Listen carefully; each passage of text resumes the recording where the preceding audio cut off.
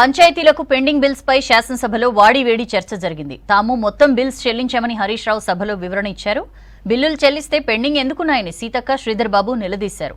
ఇటు టూరిజంపై short discussion సమయంలో BRS ఆందోళన చేసింది.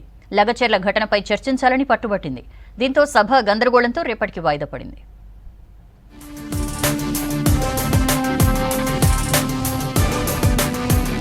అసెంబ్లీ సమావేశాలు హాట్ గా కొనసాగాయి. అధికార విపక్ష సభ్యుల మధ్య మాటల యుద్ధం కొనసాగింది. క్వశ్చన్ అవర్లో పంచాయతీలకు పెండింగ్ బిల్లులపై చర్చ జరిగింది. పెండింగ్ బిల్లులు క్లియర్ చేయాలని హరీష్ రావు ప్రభుత్వాన్ని కోరారు. దీనికి మంత్రి సీతక్క కౌంటర్ ఇచ్చారు. పంచాయతీలకు బిల్లులు పెండింగ్ పెట్టిందే బీఆర్ఎస్ అని విమర్శించారు. బీఆర్ఎస్ అంటే బకాయిల రాష్ట్ర సమితిలా మారిందన్నారు. బిల్లులు రాక మాజీ సర్పంచ్లు, ఎంపీటీసీలు ఇబ్బందులు పడుతున్నారన్నారు. హరీష్ రావుకు మంత్రి సీతక్క కౌంటర్ ఇచ్చారు. రాష్ట్రంలో మీరు చూస్తే అధ్యక్ష, బడా కాంట్రాక్టర్లకు మాత్రం బిల్లులు వస్తున్నాయి. చిన్న కాంట్రాక్టర్లకు సంవత్సర కాలం నుంచి 691 కోట్ల రూపాయలు ఇవ్వకుండా సర్పంచులను, ఎంపీటీసీలను ఈ కాంగ్రెస్ ప్రభుత్వం గోసబుచ్చుకుంటా ఉంది అధ్యక్ష. చివరికి ఆ సర్పంచులు, ఎంపీటీసీలు గవర్నర్ గారిని కలిసి మొరబెట్టుకున్నారు. మరి ఇప్పటి వరకు జీపీల కోసం 740 కోట్ల రూపాయలను ఇవ్వడం జరిగింది. ఉపాధి హామీ కింద కూడా గతంలో జరిగినటువంటి పనులలో 450 కోట్లు రిలీజ్ చేసినాం. ఇంకా కొంత పెండింగ్ ఉన్నది వాస్తవం. పల్లె ప్రగతి కింద గ్రామ పంచాయతీలకు 3,300 కోట్ల రూపాయలు ఇచ్చామన్నారు హరీష్ రావు. ప్రభుత్వం ఇదే కొనసాగించి ఉంటే బకాయిలు ఉండేవి కాదన్నారు. విపక్ష సభ్యుడి వ్యాఖ్యలకు మంత్రి శ్రీధర్ బాబు కౌంటర్ ఇచ్చారు. మీరు బకాయిలు క్లియర్ చేస్తే పెండింగ్ బిల్లులు ఎలా ఉన్నాయని ప్రశ్నించారు. పల్లె ప్రగతి కింద ప్రతి నెల 275 కోట్ల రూపాయలు మేము గ్రామ పంచాయతీలకు ఇచ్చాం. పల్లె ప్రగతి ప్రారంభమైన తర్వాత 3,300 కోట్ల రూపాయలు.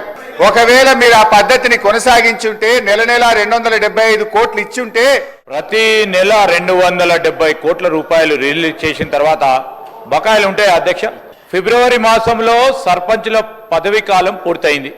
ఒకవేళ ఉన్నా ఒక నెల కాల సంబంధించిన బకాయిలు ఉంటుండే. పరిశ్రమల ఏర్పాటు పేరుతో భూములను దుర్వినియోగం చేస్తున్న వారిపై చర్యలు ఉంటాయన్నారు మంత్రి శ్రీధర్ బాబు. ఉత్పత్తి ప్రారంభించని పరిశ్రమల భూములు తిరిగి తీసుకుంటామన్నారు. పరిశ్రమలపై ఫిబ్రవరి వరకు కమిటీ నివేదిక ఇస్తుందన్నారు. క్వశ్చన్ అవర్లో ఎమ్మెల్యే వెంకటరమణారెడ్డి అడిగిన ప్రశ్నకు సమాధానం చెప్పారు మంత్రి. భూమి వారు ప్రొడక్షన్ పరంగా ఉపయోగిస్తూ ముందుకు నడుస్తూ ఉన్నారా లేదా దానిపైన కమిటీ వేయటం జరిగింది అధ్యక్ష. కమిటీ ఈరోజు అన్ని ఇండస్ట్రియల్ పార్క్ సంబంధించి ఒకటే కాదు, ఒక పర్పస్ గురించి తీసుకొని ఇంకో దానికి ఉపయోగించే ప్రయత్నం చేస్తూ ఉన్న సందర్భం. తప్పకుండా అన్ని తీర్లు కూడా అన్ని సమాచారం అందజేయడం జరుగుతుంది. ఎప్పుడైనా సరే ఇప్పటి వరకు ఉన్నటువంటి పార్కులన్నీ దాంట్లో ఏ యూనిట్లకు మీరు అలాట్మెంట్ చేశారు, ప్రొడక్షన్ ఏ యూనిట్లు స్టార్ట్ చేసినాయి, ఏ ప్రొడక్షన్ స్టార్ట్ చేసింది, ప్రొడక్షన్ స్టార్ట్ చేయని యూనిట్లు ఏవి, ఆ ప్రొడక్షన్ స్టార్ట్ చేయని యూనిట్లను తిరిగి మరి రాష్ట్రంలోని అటానమస్ కాలేజీల్లో సిలబస్ డిఫరెంట్ గా ఉందన్నారు అక్బరుద్దీన్ ఓవైసీ.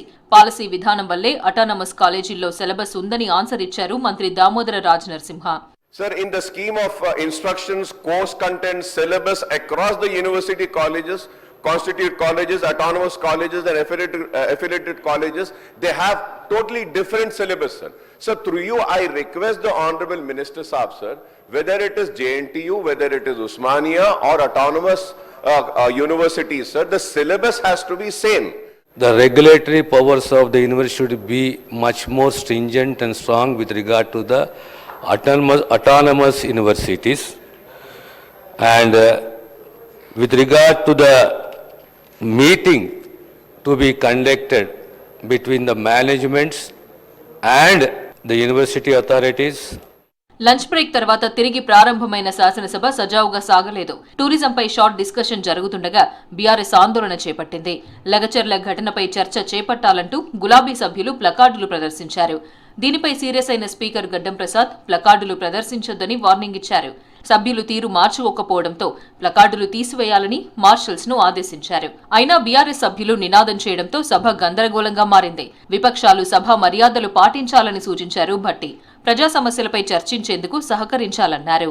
ఈ రూల్స్ బుక్ లో ఇదే సభలో ఉన్నటువంటి పెద్దలందరూ కలిసి కూర్చొని తయారు చేసుకున్నటువంటి ఈ రూల్స్ బుక్ ఇంత స్పష్టంగా చెప్తా ఉంటే వాళ్ళ డిస్ప్లే చేసుకుంటా, స్లోగన్స్ ఇచ్చుకుంటా సభ మర్యాదని తీస్తూ మంత్రులు చెప్పినప్పటికీ బీఆర్ఎస్ సభ్యులు నిరసన ఆపలేదు. తీరు మారకపోవడంతో సభ రేపటికి వాయిదా వేశారు స్పీకర్ గడ్డం ప్రసాద్. సభా మర్యాదలను కాపాడండి, సభల స్లోగన్స్ చేయొద్దు, సభల ప్లే కార్డ్స్ చూపించొద్దు. అంతకుముందు బీఏసీ సమావేశం జరిగింది. బీఏసీ సమావేశం నుంచి బీఆర్ఎస్, ఎంఐఎం పార్టీలు వాకౌట్ చేశాయి. శాసనసభ సమావేశాలు ఎన్ని రోజులు నిర్వహిస్తారో స్పీకర్ క్లారిటీ ఇవ్వడం లేదని బీఆర్ఎస్ సభ్యులు ఆరోపించారు. సభను కనీసం 15 రోజులు నడపాలని కోరారు.